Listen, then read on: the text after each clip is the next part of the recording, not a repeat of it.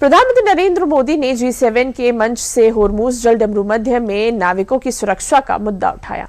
उन्होंने कहा कि भारत का दृढ़ विश्वास है कि विश्व के विभिन्न हिस्सों में चल रहे तनाव और संघर्षों का स्थायी समाधान संवाद, कूटनीति और अंतर्राष्ट्रीय सहयोग के मार्ग से ही संभव हो। प्रधानमंत्री नरेंद्र मोदी ने G7 शिखर सम्मेलन के आउटरीच सत्र को संबोधित किया, जिसमें अमेरिकी राष्ट्रपति डोनाल्ड ट्रंप भी शामिल थे। प्रधानमंत्री का ये बयान उस घटना के कुछ दिन बाद आया जिसमें ओमान के निकट समुद्री क्षेत्र में हुए एक हमले में एक वाणिज्यिक जहाज पर सवार 3 भारतीय नाविकों की मृत्यु हो गई थी। प्रधानमंत्री मोदी ने कहा कि पश्चिम एशिया में शांति स्थापित करने के लिए किए जा रहे प्रयासों का भारत स्वागत करता है।